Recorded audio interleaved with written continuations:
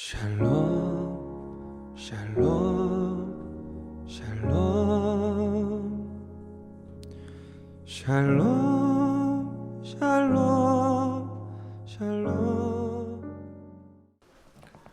저는 여러분이 지금 아시는 것처럼 한 달은 신약 또 한 달은 구약 본문을 순서대로 강해를 하고 세 번째 달은 성도들의 영적 성숙을 위해서 특정 주제를 정해서 설교를 하고 있습니다.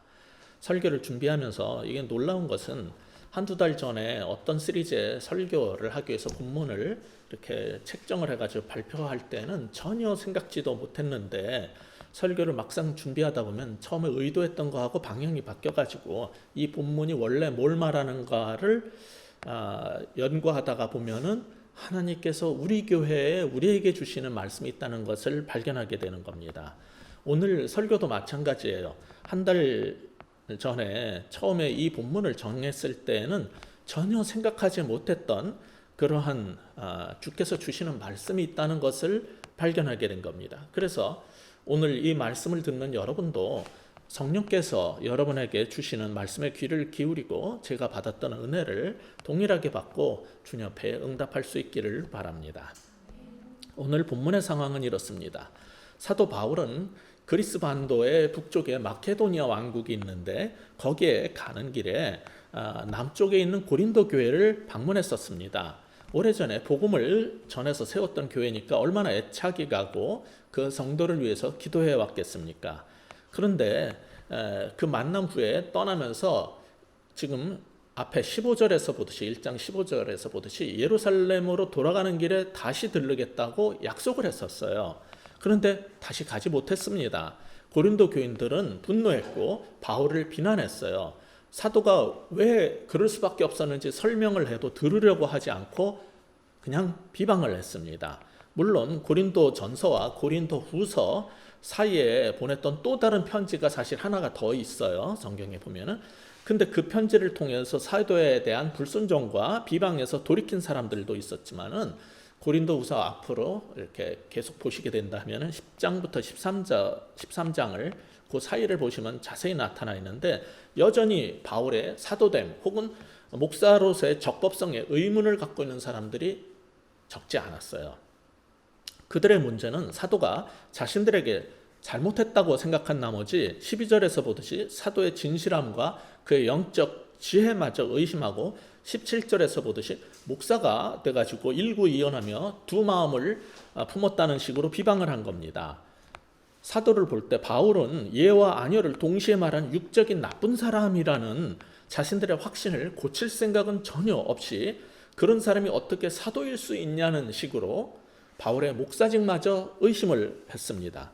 상황이 이렇기 때문에 그가 왜 계획을 바꿔서 고린도 교회에 가지 않았는지 그 이유가 된 복음 그리고 그 복음 자체인 예수 그리스도에 대해서 설명을 해도요 그게 들리지 않습니다. 사실 1장 9절에서 암시했듯이 에베소에서 사도는 생명의 위협을 받는 위기가 발생해서 부득이 그냥 철수할 수밖에 없었지만 그런 상황 설명을 바울은 구구절절 일일이 하지 않았어요. 사도는 그 대신 자신이 전한 복음의 진실성과 내가 어떤 마음으로 사역해왔는지를 생각해보고 내 말을 들어주고 이해해주기를 바랐던 것 같습니다. 그런데 사도가 고린도 교인들을 얼마나 사랑하고 배려해서 결정한 일인지를 아무리 호소를 해도 도무지 듣지 않고 이해하려고 들지 않으니 바울 입장에선 답답할 뿐이었어요. 그래서 본문 23절에서 사도는 이렇게까지 말하는 거죠. 우리 23절 다시 한번 읽어보겠습니다. 시작. 내가 내 목숨을 걸고 하나님을 불러 증언하시게 하노니 내가 다시 고린도에 가지 아니한 것은 너희를 아끼려 함이라. 자신의 말의 진실성을 위해서 목숨을 걸고 지금 말을 한다는 겁니다. 그것은 뭐냐면 하나님을 증인으로 세우는 맹세를 하는 겁니다. 여러분 하나님을 툭하면 하나님 이름을 걸고 증인 삼아 그를 두고 맹세하지 마세요. 그렇게 가벼이 할 일이 아니에요. 그건 목숨을 거는 행위예요 사실은. 근데 너무 사람들이 아무 생각 없이 하나님 이름을 걸면서 맹세를 하는 것 같아요. 저는 이 구절을 볼 때마다 사도 바울이 이렇게 23절에서 내 목숨을 걸고 하나님을 불러 증언하시게 하노니 이렇게 말을 하는 이 구절을 볼 때마다 오죽 교인들이 목사의 말을 안 믿어줬으면 이랬을까 하는 생각에 너무 마음이 아픕니다. 평생 바울은 복음을 위해서 살았고 교인들을 위해서 살았는데 그런 식으로 목사를 불신하는 걸 보면 같은 목사로서 마음이 아프다 못해 슬프고 철행하기까지 합니다. 바울이 고린도 교회에 방문을 연기한 것은 육적으로 경솔히 행한 것이 아니고 교회를 위해서 한 행동이었어요. 그들은 안 오니까 섭섭했겠지만 다른 데로 가버렸으니까 섭섭했겠지만 그것은 교인들을 아껴서 한 행동이라는 겁니다. 그게 그들은 이해가 안 가는 거예요. 고린도 교인들은 바울의 이런 마음을 전혀 이해하지 못했지만 하나님은 사도의 참된 마음을 알고 계실 겁니다. 그리고 그가 고린도에 들르겠다고 하고 가지 않았던 또 다른 이유는 2장 1절에 나오는데 뭐냐면 근심 중에 나아가지 아니하기로라는 말씀처럼 내가 가게 되면은 서로에게 더 큰 고통이 따르게 된다는 거예요. 그래서 더 큰 고통을 주지 않기 위해서 안 가겠다 그런 겁니다. 이런 상황에서 그들을 가서 만나게 되면은 관계가 더 악화되고 사도 자신은 물론 그들도 피차 고통과 아픔을 받게 될 게 분명하기 때문에 목자로서 그런 결정을 내리게 된 거예요. 학자들은 바울이 가겠다고 하고 가지 않은 쪽으로 이렇게 계획을 바꾼 이유를 오늘 본문에서 그리고 성경의 여러 다른 구절들을 찾아가지고 상황을 재구성해 봅니다. 그러나 바울은 모든 정황과 구체적인 이유를 구구절절히 다 말하지 않았고 이미 사망한 지 오래됐기 때문에 우리는 사실 완벽하게 알 수가 없어요. 그렇지만 사도의 성품, 그리스도인으로서의 인격, 성령 안에서의 삶, 즉 영성과 그의 발언을 통해서 그가 계획을 받고 고린도 교회로 다시 가지 않은 것은 고린도 교인들을 위한 지혜로운 일이었음을 우리는 지금 확신하고 있는 겁니다. 반면 고린도 교인들은 온대더니 안 오고 어딜 간 거냐라는 부분에만 빠져서 여전히 화가 나 있어요. 섭섭한 마음과 배신감에 불타서 지금까지 자신들에게 어떻게 복음을 전했고 어떻게 돌봤고 교회를 어떻게 세워왔는지 사도의 모든 지난 시간과 그 여정을 송두리째 부정하고 그를 공격하고 있는 겁니다. 무슨 이유인지는 관심 없고 그저 이리 와야지 가긴 어딜 가냐고 하는 것입니다. 게다가 고린도 전서나 고린도 후서 전체에서 알 수 있듯이 그들은 자신들이 목자인 사도를 어떻게 대했고 공공연히 어떻게 무슨 비난을 했었는지는 전혀 생각하지 않고 우리한테 안 오고 다른 데로 갔다는 것만 생각하면서 사도를 비방하는 겁니다. 그런 행동을 하는 근본적인 문제는 고린도 전서에서 보듯이 그들은 하늘의 것을 조금 맛보고 성령의 은사를 받았기 때문에 자신들이 꽤나 대단한 줄 알고 이제 사도에게까지 대드는 태도에서 나온 겁니다.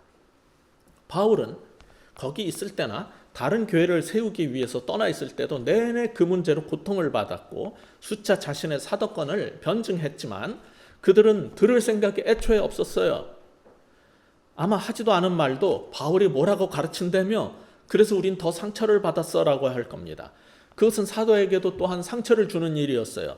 그래서 23절에 보면은 너희를 아끼고 더 상처를 주지 않기 위하여 안 간다고 그런 겁니다. 또한 2장 1절에서도 나도 고통과 근심 가운데서는 너희가 함께 할 수 없게 나도 고통과 근심 가운데에서는 너희와 함께 할 수 없기 때문에 고린도로 돌아가지 않겠다고 그런 겁니다. 고린도 교인들의 문제는 근본적으로 바울이란 목자를 알지 못했고 이해하지 못한 게 아니라 이해하려고 하지 않은 것입니다. 자신들의 기준, 자신들의 교회관, 왜곡된 사랑의 관점으로 사도 바울은 사랑이 없고 한 입으로 두 소리를 하는 거짓말쟁이 나쁜 사람이지 목사도 아니다라고 생각을 한 겁니다. 그래서 사도는 성경적 사랑이 무엇인지 그리고 그들, 즉 교회를 위한 지혜로운 판단이 무엇인지 그리스도의 복음이 말하는 성도와 교회에 대한 기준이 무엇인지 지금 가르쳐주고 있는 겁니다. 그러나 그들은 사도에 대한 분노와 미움에 사로잡혀서 바울이 무슨 말을 해도 받아들이지 않고 저항을 합니다. 이런 상황에서는 가지 않는 게 더 낫다는 것이 사도의 판단이고 성경의 가르침인 겁니다. 그러나 그들은 여전히 가기는 어딜 가? 왜 우리를 놔두고 떠나고 안 오는 거냐고 사도를 공격해 됐는데 그게 바로 그들의 문제였어요.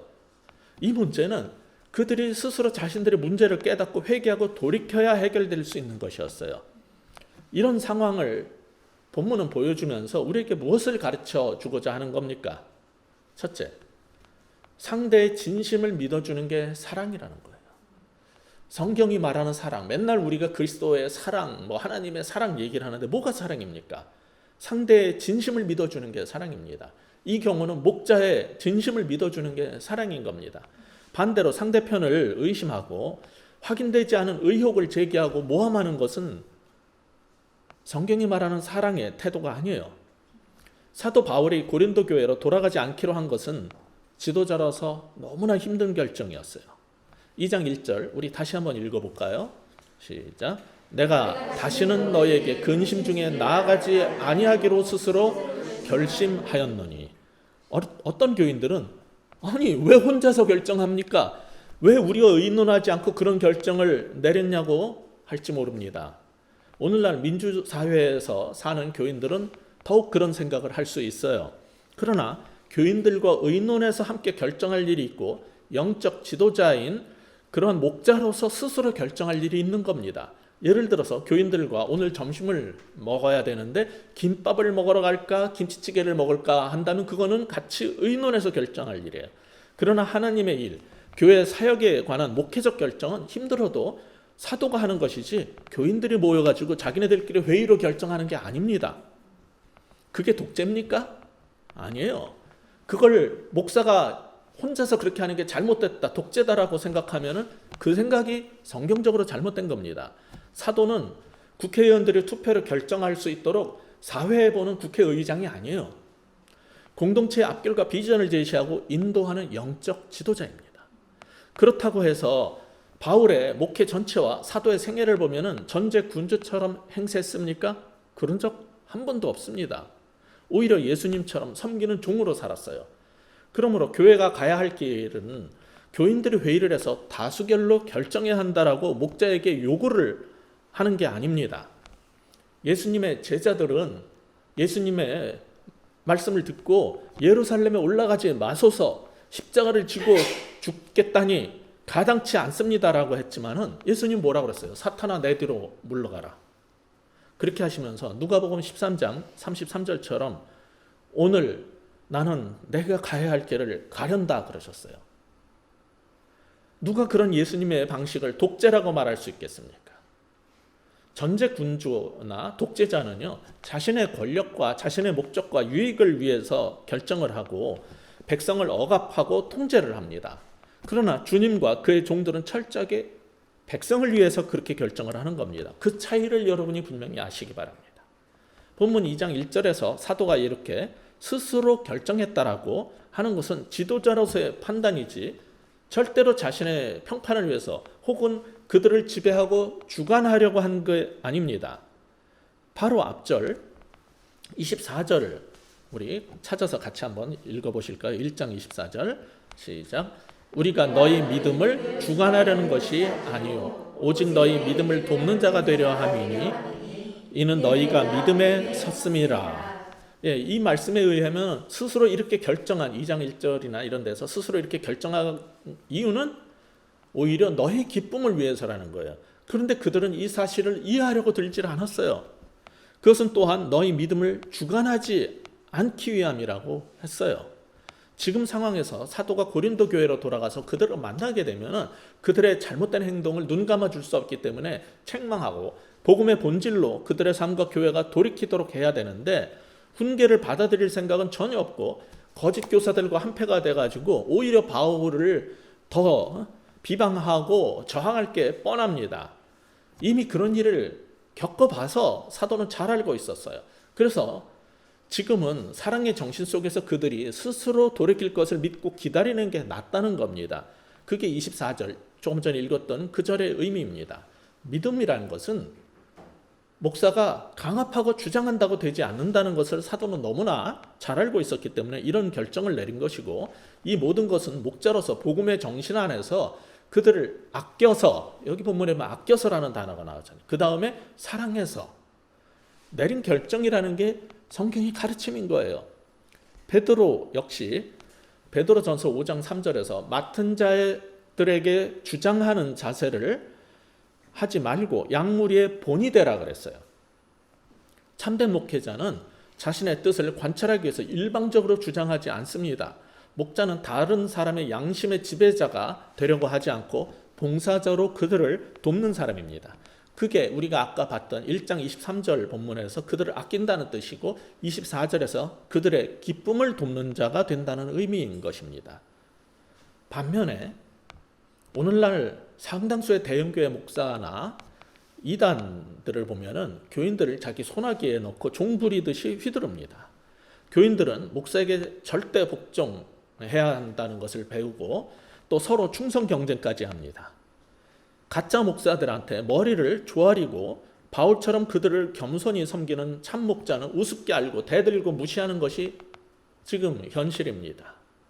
제가 목사로서 답답한 것은 교묘하게 성경을 이용해서 사람을 후리는 설교를 하고 그들을 착취하고 그들을 남용하고 그런 식으로 목회를 하는 목사들을 분별하지 못하고 따라다니는 교인들의 미련함입니다.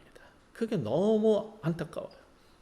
게다가 전광훈이나 또 이단 교회들처럼 대놓고 비성경적인 소리를 하는 사람들, 자신들을 억압하고 착취하고 노예처럼 부리는 거짓의 사람들을 추종하는 무리도 많다는 게 너무 안타깝고 마음 아픕니다. 그들은 도대체 성경이 하나님을 믿는 건지 그 인간을 믿는 것인지 모를 정도로 신처럼 행세하는 괴물들을 따르고 순종합니다.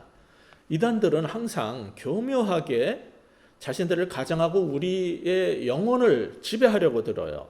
그러나 바울은 솔직함과 양들을 섬김으로 나아가는데 상당수의 종교인들은 하나님의 종보다 거짓 선지자들을 추종하는 게 현실인 거예요.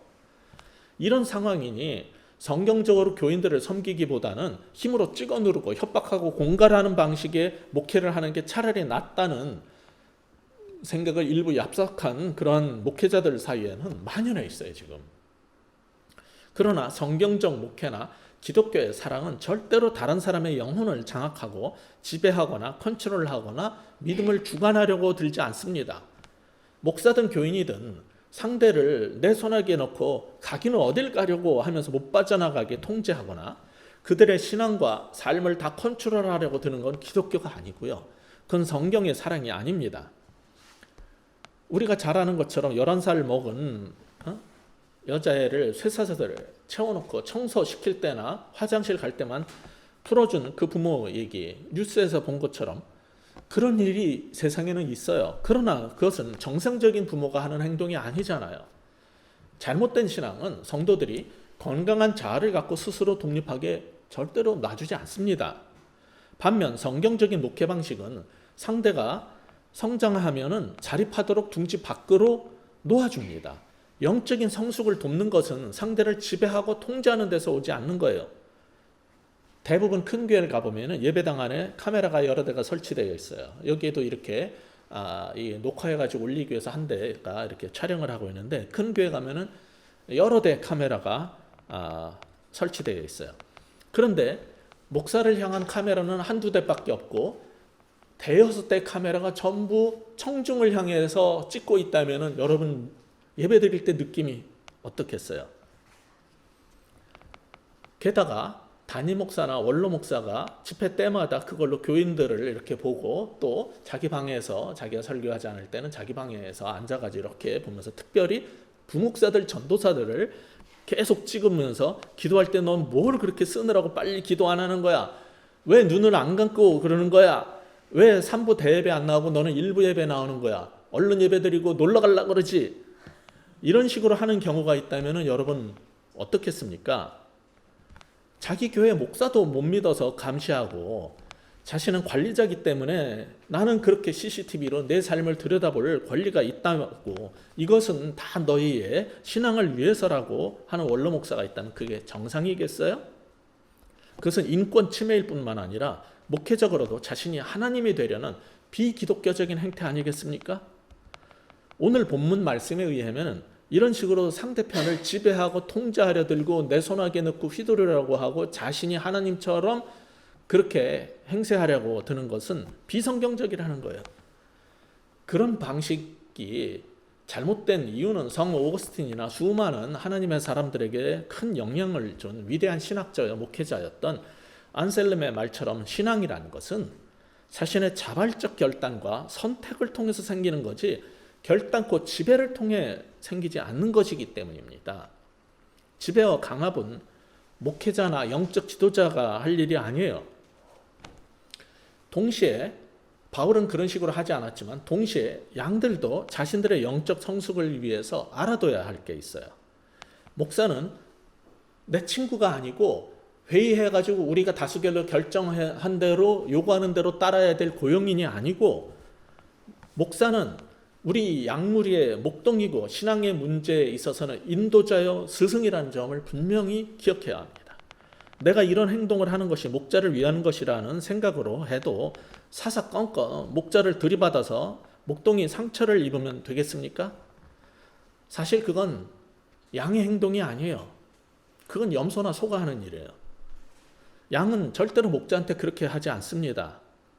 출애굽기 21장 29절을 보시면은 소가 본래 받는 버릇이 있고 그 임자는 그로 말미암아 경고를 받았을 때 단속하지 아니해서 남녀를 막론하고 받아 죽이면 그 소는 돌로 쳐 죽일 것이요 임자도 죽일 것이라. 이런 말씀처럼 그런 식으로 사람을 들이받고 목자를 들이받는 건 양이 아니고요. 그건 청도 소싸움에 나갈 투우들이에요. 목자는 양을 사랑해서 돌보지만 양도 목자를 귀히 여겨야 하는 겁니다. 계속 들이받아서 목자가 1절 상반부처럼 근심하며 라는 구절로 되어 있지만 그 말은 아프고 고통스러운 마음으로 라는 뜻이에요. 고통 속에서 양떼에게 나갈 수 없도록 만들면 안 되는 겁니다. 거기 보면 다시는 이라는 단어가 나와요. 사도는 이미 고린도 교인들한테 그런 일을 당한 경험이 있기 때문에 다시는 그런 고통 속에서 너희들한테 갈 수 없다는 거예요. 그래서 성경은 권면하는 겁니다. 히브리서 13장 17절에 있는 것처럼 너희를 인도하는 자들에게 순종하고 복종하라. 그들은 너희 영혼을 위하여 경성하기를 자신들이 청선할 자인 것처럼 것같이 하느니라. 그들로 하여금 즐거움으로 이것을 하게 하고 근심으로 하게 하지 말라. 그렇지 않으면 너에게 유익이 없느니라. 그러니까 내가 목사를 제대로 잡지 않으면 목사는 다 타락할 거라면서 양이 목자를 확실하게 잡겠다는 것은 교회를 사랑하는 일이라는 착각 속에서 살면 안 되는 거예요. 그런 것이 아닙니다. 그건 양이 목자에게 할 행동이 아니고 자신이 하나님처럼 행세하는 겁니다. 오히려 목자를 사랑한다면 너희 목자를 근심하게 하지 말라 하는 이 말씀을 기억해야 할 겁니다. 그리고 너희 영혼을 위하여 경성하는 자들이 근심이 아니라 즐거움으로 하게 하고 인도하는 자들에게 순종하고 복종하라는 이 말씀을 따라야 할 것입니다. 한편 그들의 문제점은 고린도후서 이 책을 지금 우리가 보는 본문을 써보내기 전에 사도가 고린도 교회에 있을 때 자신들이 바울을 얼마나 괴롭혔는지를 잊었다는 거예요. 근본적으로 신뢰관계가 없는 상태에서 다시 만나면 상처만 키우고 사태를 악화시킬 뿐입니다. 그래서 바울은 이런 말씀을 한 거죠. 근심 중에 나아간다. 그걸 안 하겠다는 거예요. 영어 성경들이 번역한 것처럼 근심 중에 나아감을 뭐라고 번역했냐면 고통스러운 방문, painful visit이라고 그랬어요. 이런 고통스러운 방문을 하지 않는 것이 더 낫겠다라고 판단을 한 거예요. 그래서 안 간 겁니다. 그래서 떠난 겁니다. 그냥. 그러므로 오늘 본문의 두 번째 교훈은 뭡니까? 상대의 배려와 섬김을 믿어주는 게 사랑이라는 거예요. 그거를 상대편이 배려를 해주고 섬기는 걸 믿어주지 않고 우리를 떠나고 가기는 어딜 가는 거야 이러고 나오면서 나는 교회를 사랑한다 이런 식으로 말하면 안 되는 거예요. 상대편을 내가 지배하려고 하는 거죠. 가기는 어딜 가? 내 옆에 있어야지. 상대편을 지배하고 장악하려고 드는 것은 성경적 사랑이 아닌 겁니다. 이처럼 자신이 가지 않기로 계획을 바꾼 결정을 하게 된 이유를 사도는 설명하면서 간절한 심정으로 호소를 해요. 2장 2절 같이 읽어보겠습니다. 시작. 내가 너희를 근심하게 한다면 내가 근심하게 한 자밖에 나를 기쁘게 할 자가 누구냐. 이거 어려워요. 이게 무슨 뜻인지를 저도 읽으면 개역개정 성경을 읽으면 알아들을 수가 없어요. 새번역 성경은 이렇게 번역해놨어요. 내가 여러분을 마음 아프게 하더라도 나를 기쁘게 해줄 사람은 내가 마음 아프게 하는 그 사람, 즉 교인들밖에 누가 있겠습니까? 내가 여러분을 마음 아프게 했어요. 왜냐하면 잘못됐기 때문에 책망했어요. 그래도 나를 기쁘게 해줄 사람은 여러분밖에 없지 않습니까? 그 호소를 하는 거예요. 사도 바울이 고린도 전서에서 보듯이 고린도 교인들의 잘못된 삶과 신앙에 대해서 야단을 쳤어요. 그 일로 그들은 마음이 아팠어요. 그게 근심이라는 단어로 번역된 거예요. 그래도 나를 기쁘게 해줄 사람들은 여러분밖에 없지 않냐. 내 양인 여러분밖에 없지 않냐. 이걸 지금 호소를 하고 있는 거예요.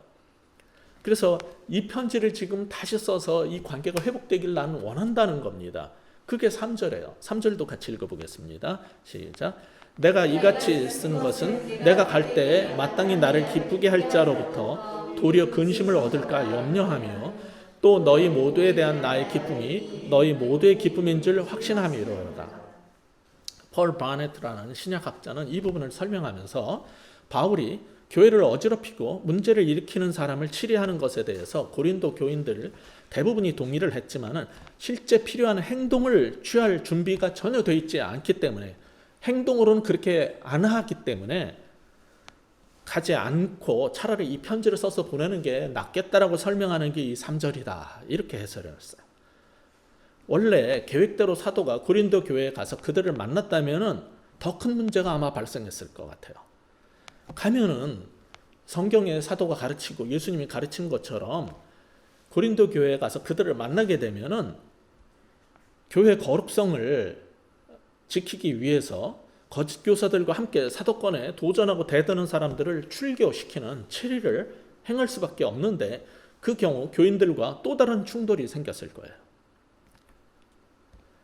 그 경우 교인들이나 사도나 고통을 겪게 될 것을 염려해서 내가 가지 않기로 했다는 거예요. 그러면서 여러분이 만일 내가 정말 복음을 전하고 세운 교회의 진정한 성도라면은 3절이 말하는 건 여러분이 나의 기쁨이 되어줘야 되지 않겠습니까? 내가 여러분을 아끼는 것을 여러분이 알고 그것이 여러분의 기쁨이 되어주기를 바랍니다 라고 지금 호소를 하고 있는 거예요. 그 말을 다른 말로 4절에서는 어떻게 표현했어요? 4절 마지막 절 같이 읽어보겠습니다. 시작. 내가 마음에 큰 눌림과 걱정이 있어 많은 눈물로 너희에게 썼노니 이는 너희로 근심하게 하려 한 것이 아니요 오직 내가 너희를 향하여 넘치는 사랑이 있음을 너희로 알게 하려 함이라. 내게는 여러분을 향한 극진한 사랑이 있다는 거예요.